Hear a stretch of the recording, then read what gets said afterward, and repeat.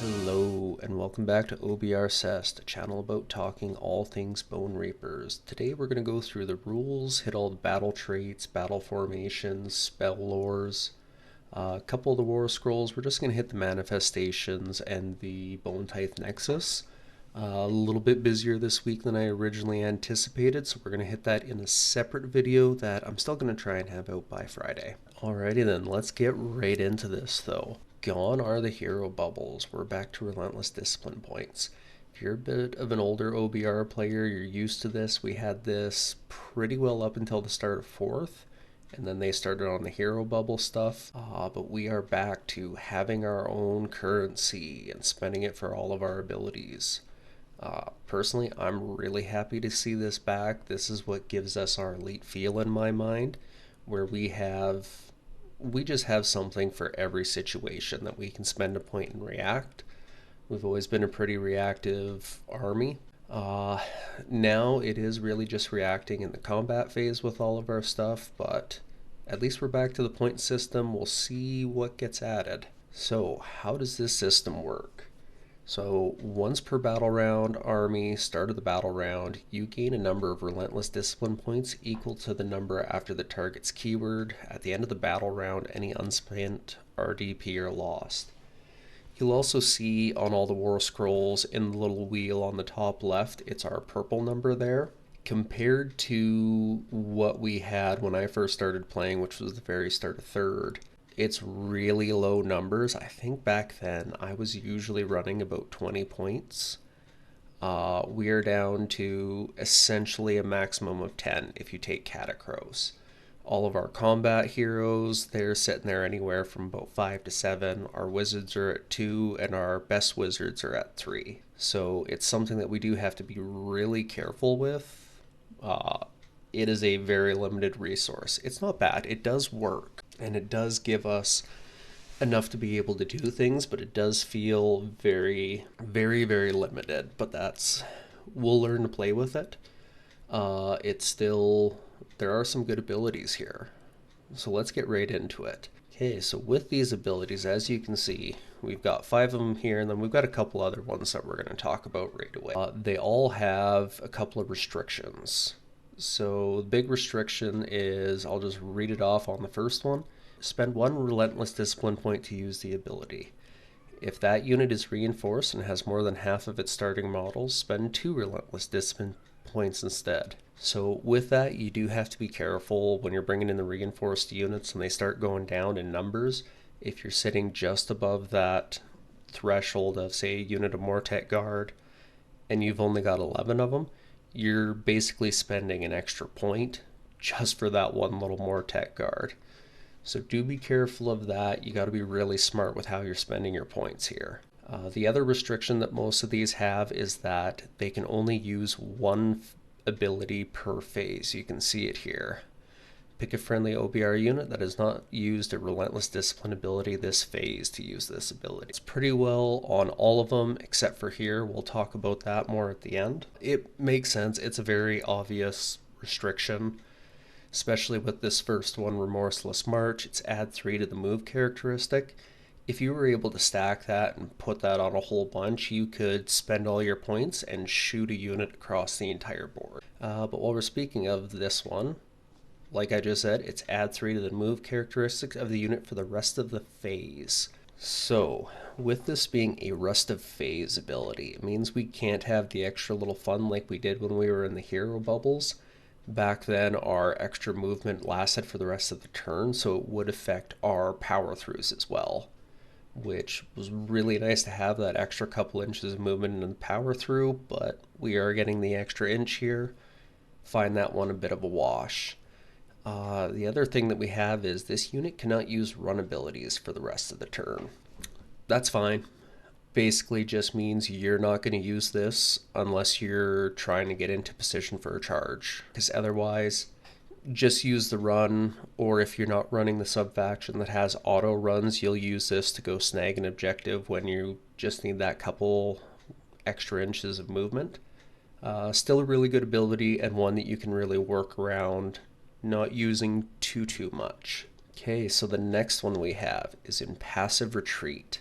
For the rest of the turn, that unit can use charge abilities even if it used a retreat ability. This is a movement phase thing. This is really nice to have.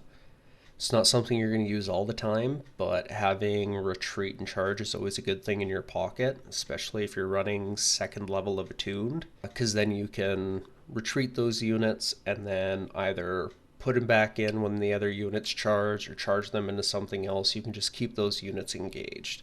So that's what I really like. It's not one I use a ton, but it's something you always want in your pocket. So the next one we've got, it's a shooting phase ability because we actually have enough shooting to need special shooting phase abilities. This one's really great because it keys off of the shoot ability, not the shoot phase. So that means we can use this if we're doing a covering fire as well. We can do it in our own phase or on those covering phase, and it's a subtract 1 from ward rolls for damage points inflicted by attacks made as part of that shoot ability. That's great to have because it's not something that you're going to need all the time, so you don't need to spend points on it constantly. I mean, there are a lot more wards than there used to be, but it's not a guarantee that you need it. And especially if it's something that it's just a 6-up ward and you already have the bone type nexus out, you don't need to use it at all. So it's one that it's like the impassive retreat. It's just great to have when you need it. Let's hit this next one. Pitiless Assault. You declared a fight ability for a unit that has not used a point this phase. They get a +1 wound rolls for attacks made as part of that fight ability. This is great. I always love this. We're definitely not doing as much damage, so making sure that we still have this is really good to have. Especially now that we have so many 4-up to wound rolls, like even our heroes got hit with a lot of 4-up to wounds. So it's really good. Or if you're running your Morghast and a Nurgle and they're popping off that -1 to wound, you can keep yourself on 2s with this. Anything that makes your wounding easier is always great. Wounding rolls are, they're the ones that really take away from the amount of dice you're throwing at your opponent. Now, to the last one. And this last one is a lot of fun. So this one is in Violet Legions. Opponent declared an attack ability. So anytime it's an attack, that's combat and that's shooting. We get a 5-up ward. But here's where it gets really good. Used by a friendly Bone Reaper's unit targeted by that attack ability. Friendly Bone Reaper units can use this ability more than once per phase. So this is the one that's going to eat up a lot of your points because you can just keep on using it. And the really fun thing is when you get to the combat phase, if you attack first with a unit and you give them the +1 to wound rolls, then after that you can keep giving them the 5-up ward after. It does not have the restriction that you can't use it before, and I don't think they're going to add that. So your hammers can go in, get that +1 to wound, and then stay really durable throughout the rest of the combat phase. But yeah, it is going to eat up a lot of your points. That's where I've been finding I've been using most of them. And if you're running a Nagash list, you don't really need this, so you can use a whole lot of the other stuff. Overall, I like these. The number of points that we're getting is really low. Like, I would much prefer if on this you got your main points from one hero and then another bonus point for every hero afterwards.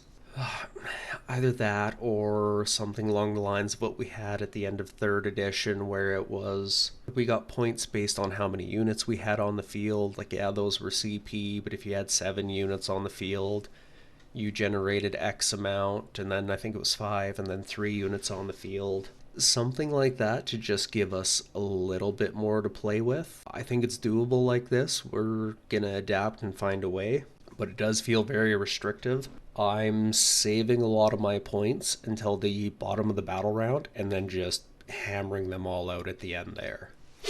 And the last thing on this is I'm just happy to see this rule back. Having the hero bubbles drove me nuts. It was extremely easy to pilot hero bubbles compared to a system like this, but it was not as much fun and it felt very reliant on our heroes the entire time. So having something where our units feel elite because they can They can be 12.1 inches away from the hero and still get the 3 inches to move.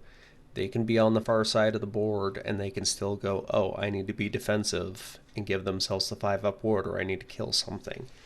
Thematically, it's much better.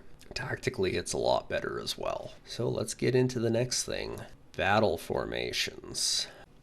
Quick note, we do still have the soggy stuff. I'm going to hit that all at the very end of this video and go through that stuff. But know that this isn't going to be as bad as you think, because we do still have soggy stuff to carry us through for the next couple months, and hopefully whatever's coming in the next GHB is around that same level. First one is the Border Guards. It gives us the Grim Sentinels rule. Melee weapons used by friendly OBR units have anti-charge while they are wholly within neutral territory or wholly within 6 inches of both enemy and friendly territory. First, I really didn't like this. I'm starting to come around to it. It's decent. It's giving us that extra rend. It's not as restrictive as I originally thought. Going through the battle plans, there are a lot where you're only going to get that 6 inches on the center line of the board. So that one kind of sucks because you really got to push up. Does make it that if you're going to go with more of a durable force, if you're going to try for an attuned, Grim Sentinels would be still decent for it because you're getting that anti-charge, that little extra pip rend. You'll kill a little bit more if you can keep surviving, so I don't mind this. Like, this one is probably number 2 in my book. Well, for this book anyways. What we have is the Inevitable Empire. Once per turn army, your hero phase. Gives us the Silent Empire. Pick an enemy unit to be the target, roll a dice on a 3-up. Until the start of your next turn, the target has a max control score of 1 while it is within neutral or your territory. I really don't like this. It's anytime you have a roll for an ability, it never feels good, especially something like this where it's your sub-faction ability. The only time a roll should be taking part on that is the ones where it's on a charge roll. If you get an 8+, you get that kind of thing. Because here's the thing, it's a maximum of 5 times per game. You got to roll for it, and then on top of needing to roll for it, the enemy unit has to be in neutral territory or your territory. If we already have to roll for it, it should be board wide. Hell, if you need to make it a 4-up, make it a board wide thing. That would still be better, because this is something I would want to be using on my turn, late game, getting them down to that max control score of 1 when they have something way in the back line, and scooping a unit of Death Riders onto there to steal the objective, or Reapers, something that's just going and doing a quick little steal on that back objective. That's where it's really useful. Like, it's still useful here in neutral or friendly territory. It's saving it, but that means we are... The neutral territory is not bad. If it's our territory, some maps it's okay. Other maps it feels like we're already on the back foot when this is coming into effect. It's also just the name to me does not match the ability. The Inevitable Empire sounds like something expanding, not something going, oh, we're kind of protecting ourselves. It just doesn't fit. There's a lot of reasons I don't like that one. I'll probably never use this one. I wish I would, but there's just better options even when we don't have great options. Okay, on to the next one. Ruthless Legion. Once per turn army, any combat phase, we get the Nadirite Wedge ability. Pick a friendly Ossiarch Bone Reapers unit that charged this turn, use this ability. Roll a dice. On a 3-up, this unit's melee weapons, including companion weapons, have crit 2 hits for the rest of the turn. I hate that it's a 3-up. I really do. This is one of those ones where it should be the thing of, if you roll the 8+ on your charge, your unit's weapons get this. I also don't like that it's just the crit 2 hits and it doesn't have the verbiage that if you already have crit 2 hits, you can bump up to crit 5-ups. Like, right now, Morghasts are a real hammer in the army. Death Riders still can be. Morghasts are kind of the main hammer, and they've already got crit 2 hits, so this one's pretty useless on it. If you're running a Morghast hammer army, you're definitely not going to bother with this. It does still have a bit of play. I have run this one as a cav spam army, where I'm running Xantos and I've got a 10 block of Death Riders, because then it's giving them the crit 2 hits. They're the only ones that are going to benefit from the companion weapon stuff anyways. They just have the most companion weapons to take use of it, which is nice that it's in there. It doesn't really matter too much that the companion weapons get it as well.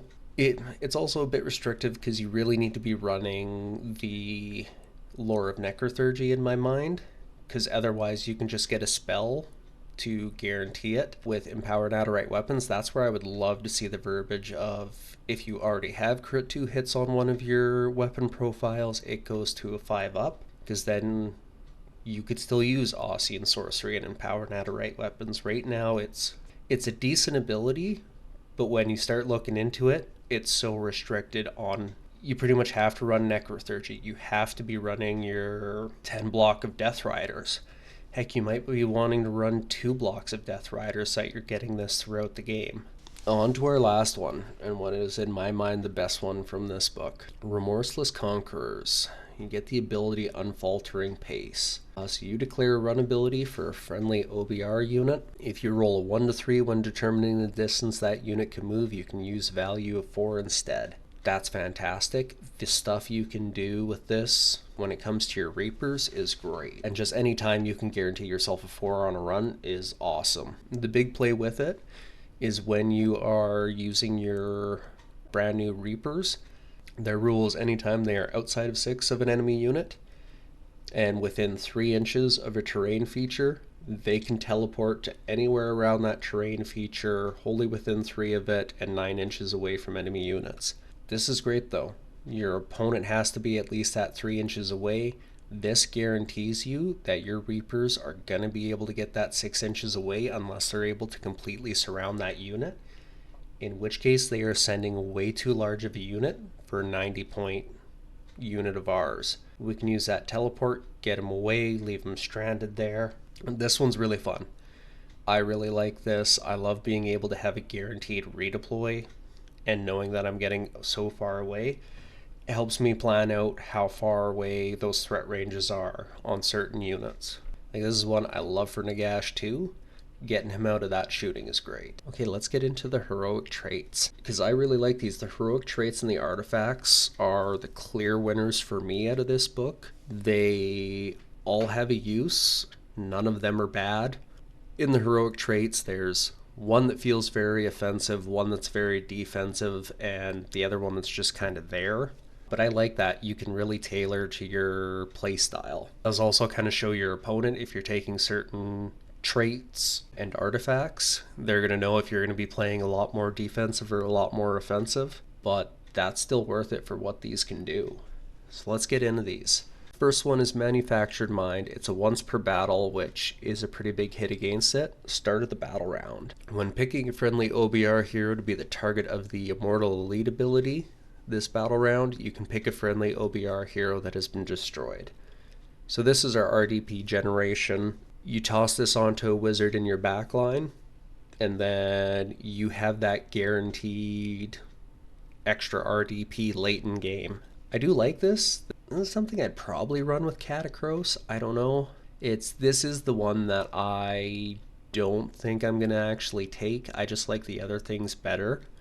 But it's still a really good option if you want to play really aggressive with your heroes and you want to guarantee late game that you're still getting lots more RDP. It's still good, just I like the other stuff better. Speaking of the other stuff, let's get into the next one. So this one is Immaculate Defender. It's a passive ability, which is always a massive win. Something that's always on is great to have, a lot better than the once per battle stuff. I also find it's easier to remember. I will forget this rule in the middle of a game just because I'm not thinking about it. This, I know it's always on. I put a little token next to the dude. I remember it constantly. So the effect, ignore the first damage point allocated to each friendly Ossiarch Bone Reaper's infantry unit in the combat phase while they are wholly within 12 of this unit. This is awesome. I love it. We're definitely a very infantry heavy force. And when you have those big blocks of infantry where you're wanting to just sit on a point, keep things alive, this is great to have. You set up your screen with your Mortec guard, your Mortis guard, hell, even stalkers you can throw into that. You have them in the front. You've got your Liege Mortec behind them. He's got this ability on him, and then you've got your archers and your crawler behind. If you can get it into a bit of a choke point, they're just going to come, and it's going to take them so much longer to get rid of those guys, and you can just keep firing off. You can also throw this on the Soul Reaper. He's a great one to have this because he's already super durable, and there's the artifact we're going to talk about that makes him even more durable, which you can throw on any of your little infantry heroes. It's going to make everything that more durable, which gives more time for all of your other stuff to do the killing. If you want to lock down an area, this is what you want to take. So the last one, this one's a bit wordy, but it is also really good. This is your offensive trait. So it is Imperious Will. So we'll go through the reaction. You declare fight ability for a non-hero Ossiarch Bone Reapers unit wholly within 12 inches of this unit. The effect, pick an enemy unit in combat with that non-hero unit that did not charge. That's your enemy that can't have charged. So if you're engaged in combat for the second combat phase in a row, you're good to use this, or if you're on the charge, which makes this great with all of our cavalry. Pick that unit that did not charge this turn to be the target. Roll a d3. On a 2-up, inflict an amount of mortal damage to the target equal to the roll. This unit can use this ability more than once per phase. This is awesome. I really like it. If you are planning on being charging, you want to be taking this. This is something that I really like in combination with the Liege Cavalos and running MSU Death Riders, because they have all of their abilities as well, which allows you to kind of chain and do a whole whack load of D3 mortal wounds. This is a great thing to have if you want to do a really good hit and run cavalry unit, or even if you're just wanting to get in, like this could work with the chariots as well.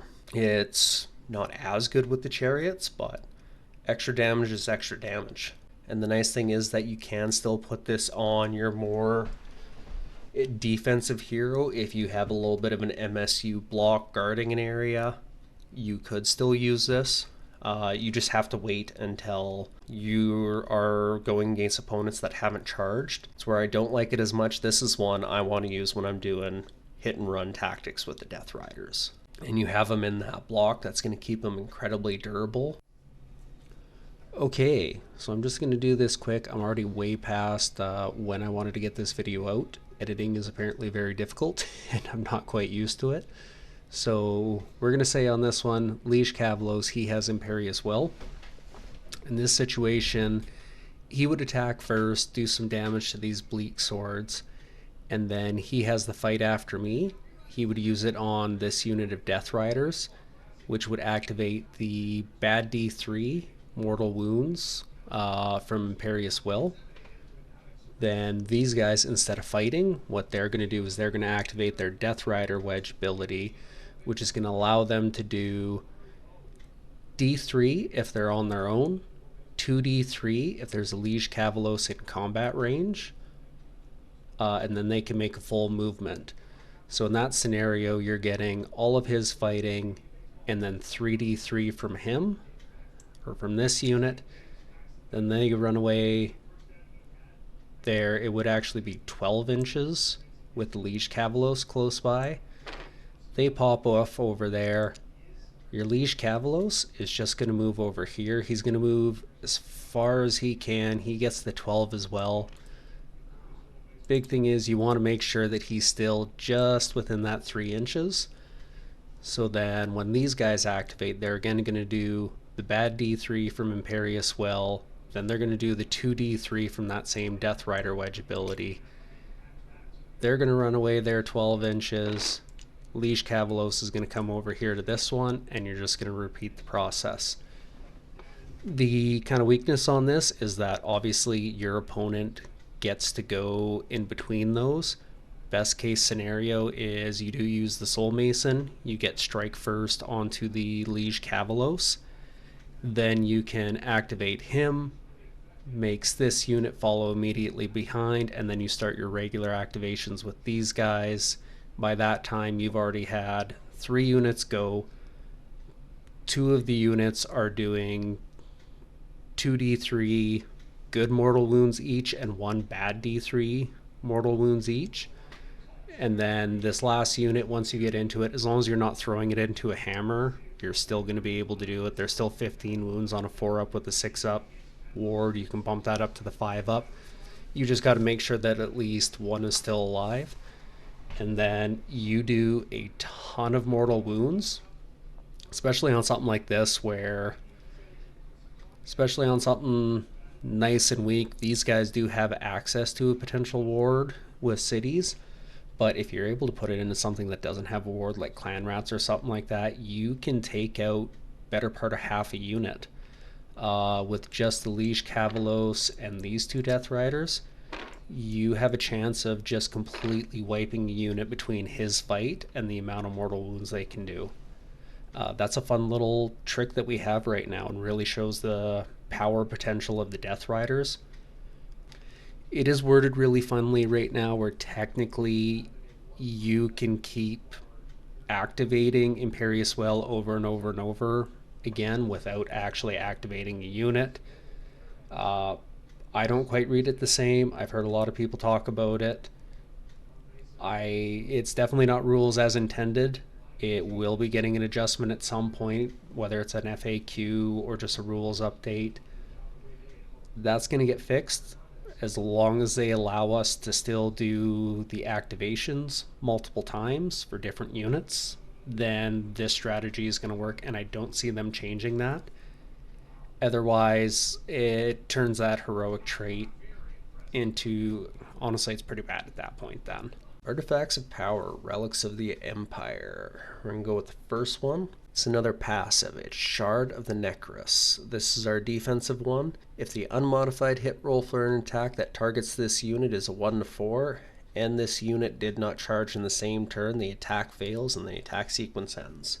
Basically means as long as you're not charging, you're getting hit on 5s and 6s only. Really good to have. If you put this onto your Liege Mortec or your Soul Reaper, because yeah, if you team it up with this Immaculate Defender where you're ignoring the first damage, and they have to hit on 5s and 6s, and say it's on your Soul Reaper, and that enemy unit is also a -1 to wound, that is incredibly durable for a 5-wound hero. They just turn a little bit super on that. I love this with the Liege Mortec, with the Immaculate Defender, and running the Lore of Necrothurgy so that I can get a little bit of healing onto him even when he's in combat. This is one of my favorites. I'm struggling not to take this every time.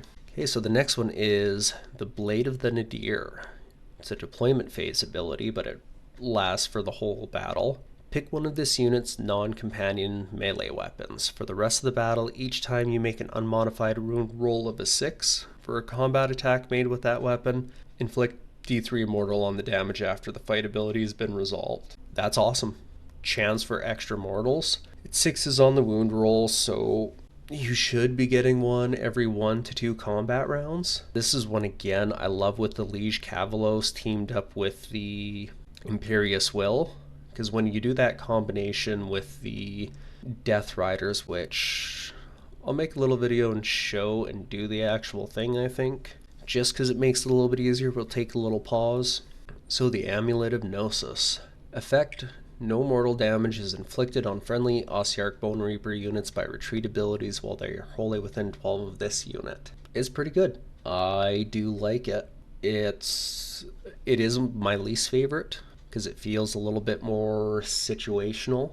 It's nice to have the ability to not take damage from the retreat, but this means you are planning on doing a lot of retreating and charging, which I think kind of means you're going into... With this, you would have to be going heavy on chariots in my mind, but even then, is it really that good? Because it would be nice for your Morghast. If they're not able to kill everything, they get stuck in and unable to power through.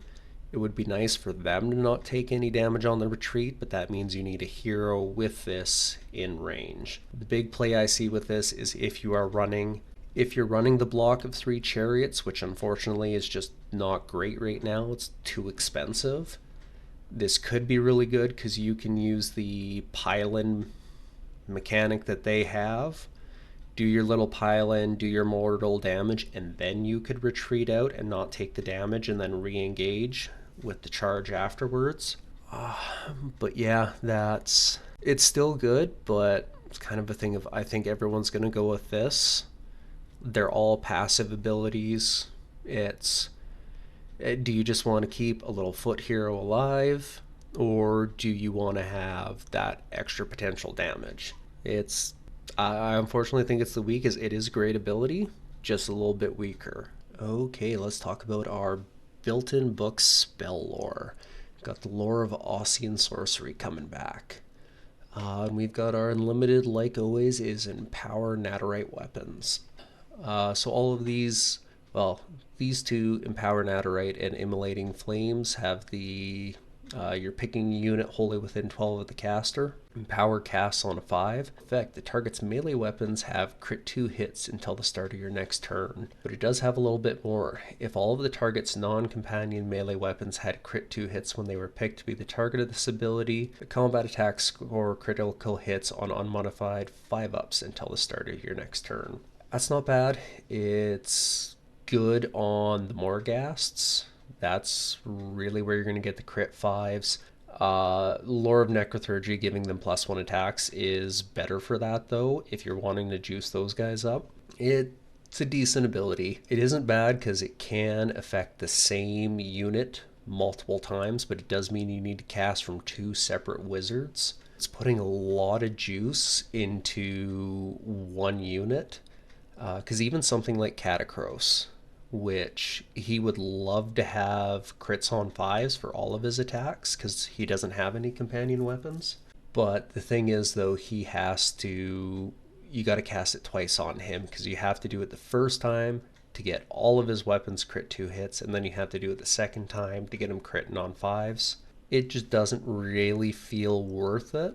It's cool, but I just like the other spell lore because everything's just a little bit better there. It is nice. It's nice to get crit 2 hits back and the potential to get them up to 5s, but it feels like a really big investment having to cast it twice. Next one, Immolating Flames, casts on a 6. Again, you got to pick a unit wholly within 12. At the start of your next turn, each time a model in the target unit is slain by a combat attack and the model was in combat with the attacking unit, roll number of dice equal to the target's health. For each 5-up, inflict 1 mortal damage on the attacking unit after the fight ability has been resolved. This is great to throw into your hammers when you're putting them into combat, just because then anything that does happen to die, if it's dying in the combat phase, you got a chance to do it. On average, if you put this onto your Morghast, they take out a Morghast, you should be doing about 2 mortal wounds every time. Dice don't work perfectly though, so could spike, could do nothing.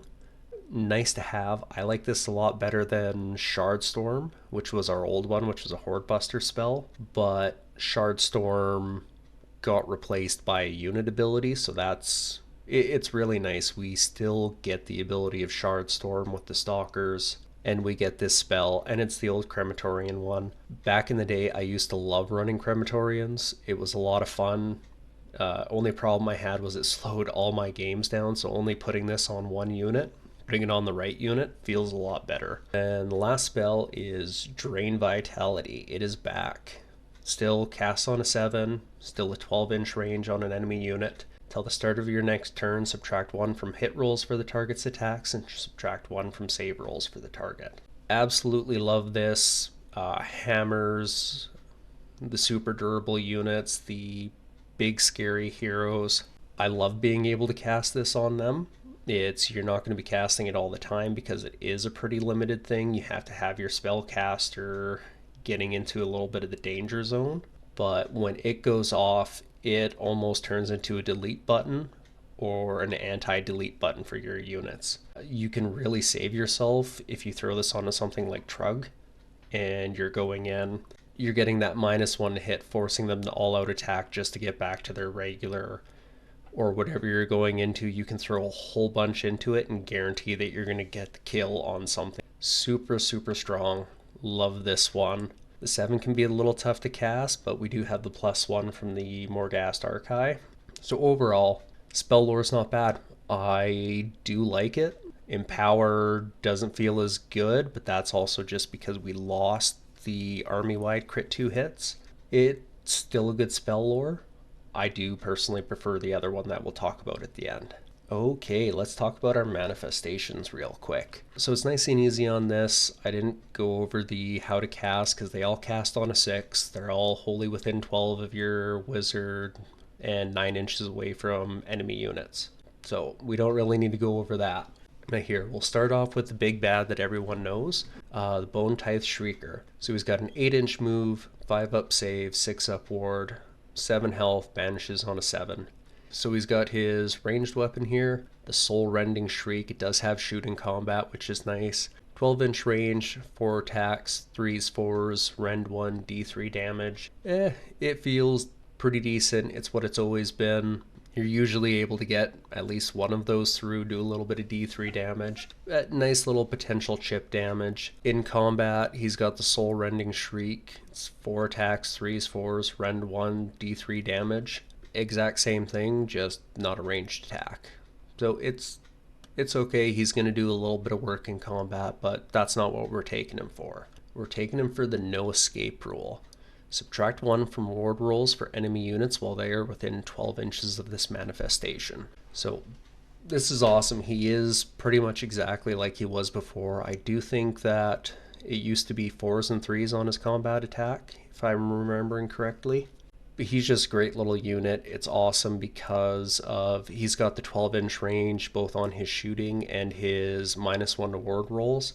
So he's immediately useful when you put him on the board, because even though you have to keep that 9-inch range from enemies, you're still affecting your enemies with both the ability and the shooting attack right off the hop. So I like him.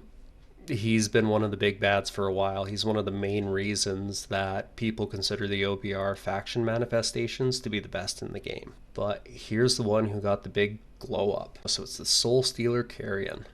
He's got a 10-inch move, 5 up save, 6 up ward, 7 health, and a 7 banishment. In combat, he's not doing a ton. He's going to do a little bit more than the Bone Tithe Shrieker, just because he has a chance of being in a lot more combat. So he's got 6 attacks, 4s to hit, 2s to wound, 1 rend, d3 damage. So he might get a couple d3 through. The big thing is his passive ability. The effects subtract 10 from the control scores of enemy units while they are within 6 inches of this manifestation. That is awesome. It used to just be -5 from infantry units, but now it affects absolutely everything as long as they are within 6. If you get them into the right spot, you can turn a monster with an elite infantry or cavalry sitting on an objective. So let's say that cavalry unit has 5 health each, so they're going to be control 2. All 6 of them are on that objective, and the monster is just towing on. You turn that 22 control score to a 3. Or even if you're just going after a Gargant to take 10 away from their control score, that is amazing. They made him so much better. I barely put him on the board for the last little bit, but now he's going to make a lot of time on the board. Let's move on to our last one here. So the last one we have for the manifestation lore is the Nightmare Predator. He's got an 8-inch move, 5 up save, 6 up ward, 7 health, 7 banishment. They're making it real simple for us. There's a few little tweaks in all 3 of them. They all cast on the 6, so it's really easy to remember what you're doing with these. So this guy is our actual combat manifestation. You're going to want him getting in a fair bit because he's got the Lacerating Claws, 6 attacks, 4s and 2s, 2 rend, 2 damage. He's not going to do a ton of work, but he's going to be able to pop a few small things. But he does have the special rule, end of any turn, Death Incarnate. If this manifestation was destroyed or banished this turn, and the unit that summoned it is still on the battlefield, roll a dice. Add 1 to the roll if any enemy models were slain by this manifestation's combat attacks this turn. On a 4-up, set up this manifestation again, wholly within 12 of the unit that summoned it, more than 9 inches from all enemy units. That unit has summoned that manifestation. So that's really good. End of the turn, he can come back. They made it a little bit better by adding that add 1 to the roll if any enemy models were slain by it. Otherwise, it works the same as before. But it really encourages you to be trying to throw him into combat and doing a little bit of damage. I didn't use him a ton in the last year and a half, but I'm definitely planning on using him a lot more. I also kind of stopped taking the manifestation lore. I was just running Nagash and it felt bad not to take Morbid Conjuration. But right now, this manifestation lore, I haven't thrown another one in. It cast too easy. It was already good before, and they made it amazing with all three of the manifestations. They're all great. They all have a use case. Maybe that's why I don't like the Ossian Sorcery as much, is because I would rather be spending my cast bringing out these manifestations. Alright, so this is the last guy we are going to talk about until we get into a quick review of the soggy stuff. So the Bone Tithe Nexus. He is mostly useful now. So as you can see, he's got a 4-up save, 13 health. He does actually have a combat profile now, the Almighty Obsidian Blade. 2 attacks, 4s and 2s, Ren 2, damage 3. So it's not bad. It can protect itself at least a little bit now, and with his ability, you're going to want to actually activate him a little bit earlier in the combat phase, not leave it for the opponent to do the damage and get through, because they're not going to want to send their best stuff into it, but they almost need to depending on the army. That's because of its passive ability. The Deathly Aura. Effect. Enemy units cannot be set up within X of this terrain feature, where X is determined by the current battle round as follows. Battle round 1, 9 inches, then 12, 15, 18, 21. So this is awesome. Like, the big complaint that I've had with the Nexus for the last little bit is it is massive and the ability worked on a 4-up. And the ability was good, but that 4-up always seemed to kill. It only had that 18-inch range. Now this is just incredibly useful. It's definitely a bit of a hard counter. It's still massive, so it's hard to put out and get it exactly where you want it. So it's still a 4-up on the battle plan. There are certain battle plans you just can't place it, and it really depends on how your local area, when you're playing in person, what they're using for the terrain. So it is really tricky to actually get it out on the board. I think there's only one that's a guaranteed camp place with Paths of the Fae. It's just such a tight deployment area. Other one, Noxious Nexus, also has a really tight deployment area that you're going to struggle to put it in. There is enough space to get some use out of it, and that's one that you're kind of going to really want it on. It's just figuring out exactly where you're going to put it. But this one, the other kind of 4-up that it has right now is who you're going up against. There are some factions that this is a super hard counter against, because this also stops faction terrain. So if you're dealing with Skaven or Sylvaneth, you're stopping gnawholes and you are stopping trees. They're not able to set up in that, so that's going to really restrict them. And then on top of it, the units obviously can't teleport into it. When it comes to Sylvaneth, they can teleport away still with their strike and fade. As long as they aren't going into the aura, they've got to follow all the restrictions. But it is great for that. It's gonna stop a lot of that. That's what I was using it more towards the end anyways, was I was throwing it into a corner just to block off that area. It had the potential of shutting down 3rd level of Wrathful, because that's the one where you need to be tucked into the corners, so it just shut down one corner of that and it stopped them from teleporting in behind in that corner. So it's doing the same job I've been using it for the last year and a half, just a lot better. And it is a thing of nowadays, depending on your opponent, if they don't have any teleports, if they're really low on manifestations, or you're not too worried about their manifestations being cast deep in the area, you can just leave it off the table. No point in bringing it. But whenever they're going to have lots of teleports, lots of stuff like that, bring it on the table, shut a whole bunch of their stuff down, and it gives them another target they have to charge after. Like, they have to eliminate this. Like, Sylvaneth, my brother-in-law, I play against him a lot. He runs Sylvaneth. As soon as he saw this rule, he freaked out, going, oh my god, I need to bring a bunch of stuff to make sure this thing is out. It's not super durable, and you can't use any of your defensive buffs to keep him alive. So you do have to be a little bit careful with that as well. Keep him far back, get in the face of your opponent so that they are more worried about your army than the faction terrain. And anytime they are putting some shots into the faction terrain, well, it's saving your army that little bit. So at the very least, it's going to give you a buffer of 1 turn where your units aren't taking as much damage from some range shooting going after it, and you can go in and do some damage to them. So overall, this is really good. Still sucks that it is, in a weird way, still 4-ups, but it feels a lot more situational. At least you're not throwing it on the table, rolling the 4-ups and failing. You know whether it's going to be useful or not right out the gate. As soon as you know who your opponent is or what the battle plan is, you know if it's going to do any work for you or if it's just pointless. Okay, let's do a quick little run through on the soggy stuff. So we still have these until the new GHB rolls out. There is a little bit of hope that we'll be able to keep it afterwards and they just leave all of the armies with a ton of options, even though I wouldn't mind soggy Rodigus going away. But we will see what's going to happen with that come around July. But for now, we still have these. Thank God we do, because these are, quite frankly, just better than our options. They're a lot more universal. Let's quickly talk the battle formations on it. So we've got the Tithe Guards, once per turn army, your hero phase. Pick a friendly, non-unique Bone Reaper's wizard, and then pick up the 3 visible, friendly, non-fly Bone Reaper units wholly within 12 of that wizard to be the target.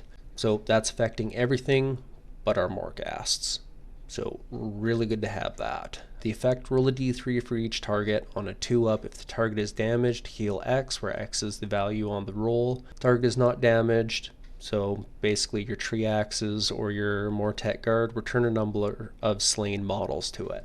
Really good to have this. It's a nice little recursion for Death Army. We don't have a ton of recursion, so it's really nice to have this one, especially if you're running a whole bunch of little wizards and you can just use it on whatever flank you're getting hit on. Next one we have is Hekatos Drill Masters. Once per turn army, your hero phase gives a disciplined Hekatoi rule. For this one, you're picking a non-hero, non-fly Osiarch Bone Reapers infantry. So no heroes, no Morghasts. That's fine because it's an awesome thing.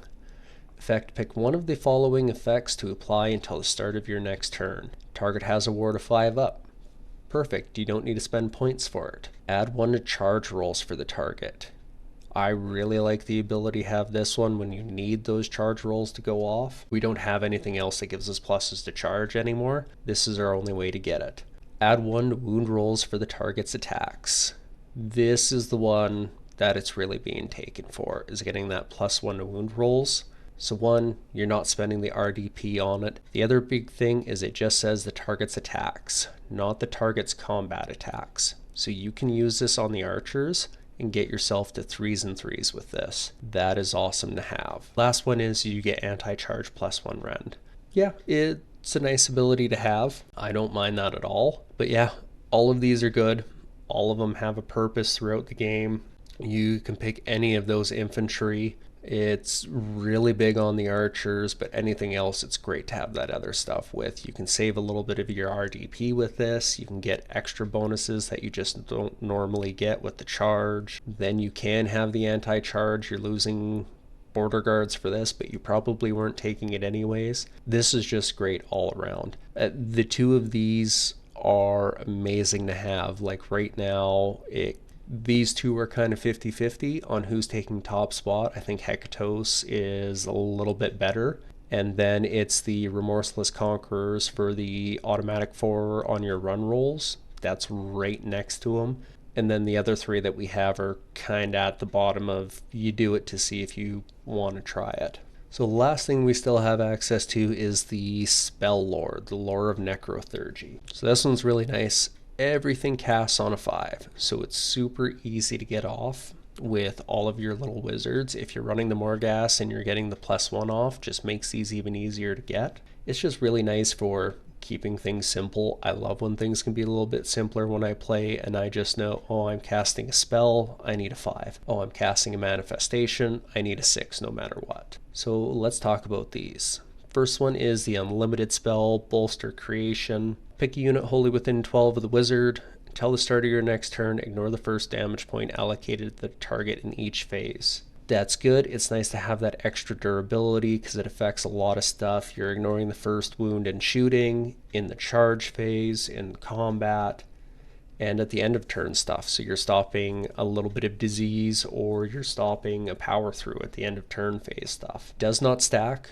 with Immaculate Defender. You don't get to ignore the first 2 damage points. Both of them are just the first damage point. So no extra stacking there, but still a great spell. You can throw it on whoever you need to and really defend yourself against those armies that have a little bit in every phase. Okay, next one, Invigorate the Ranks. Again, pick a unit wholly within 12 of the wizard, add 1 to the attack's characteristic of the target's melee weapons until the start of your next turn. I really like this one. You're throwing down your hammer before you're shooting them in, or if you get caught and you're in a really defensive situation, you're just getting that bonus. This one is awesome to throw onto your Morghast right now because they already have the crit 2 hits, give them 4 attacks each instead of 3. You can do a ton of damage. I like it better than getting the Morghast on crit 5 ups.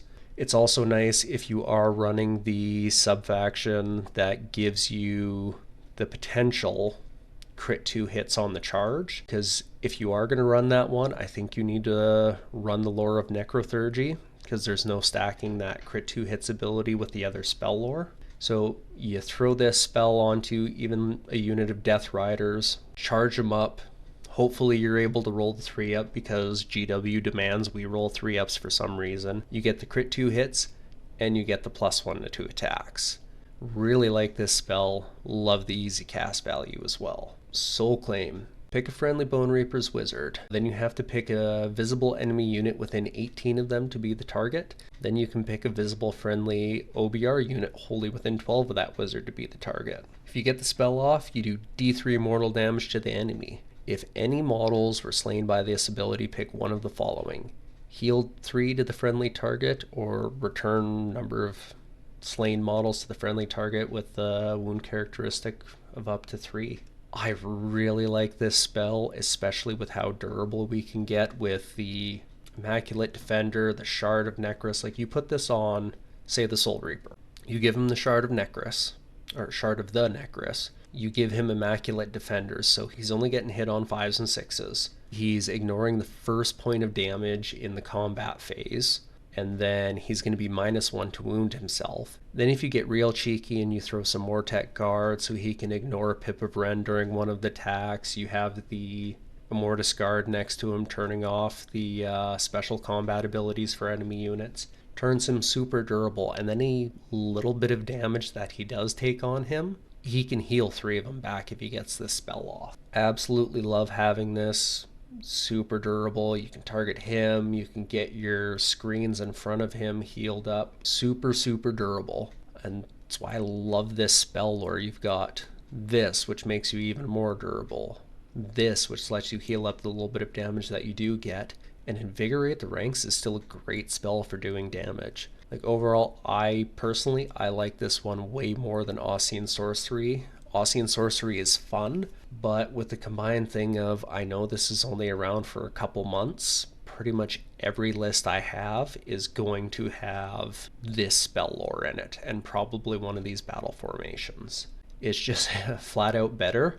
Whoever wrote our Soggy stuff really liked us, and whoever wrote our book, I think they've been hurt by an OBR player in the last little bit, because there's some funny stuff with it. Very quickly, we do still have access to these. You're not going to see them unless you're short on the points. The Soggy Bone Shaper, he is the exact same as the new Bone Shaper. The only thing is he can't bring the tree axis back. So if you're running only Mortek Guard and no tree axes, you could bring him because he's a lot cheaper. But other than that, you're more likely to run the new one, and you're going to have the archers with you. We do still have this one. It's nice because they still have the innate crit 2 hits for the Mortek Guard, and they've got the anti-cav. Their ability is very similar to what we have now with the Mortek Guard. It's just very limited on who can take the -1 to rend. You can't put it on themselves. You can't put it on certain heroes like the Liege Mortek. You can still use it, keep your Harvester a little bit alive, your Wizards. It's not bad. I think they're 10 points cheaper. I actually wouldn't mind bringing them in, but I do just prefer the fact that I can protect anybody with the other Mortek Guard. But those are all the rules that I'm going to cover today. Plan is to go through all of the war scrolls in the next couple days, try and get that out by the end of the week, do a little bit of a deep dive, spend more time, probably read through like I did on this one, and might go in and cut and show some of the combos so you can kind of see how they're working instead of just listening to me do it. But that is it for now. If you like it, feel free to come back for the next one. We are probably getting a war scroll. There's the potential of it coming out this week. I really hope it holds off till next week so that I can finish all of these and then get into another war scroll up or battle scroll update. You can kind of see how that looks. But if it does hit early, that just means that when I go through the units, they're going to be updated for the battle scroll. Thanks for coming along. Keep collecting the bone tithe out there, and we'll see you in the next one.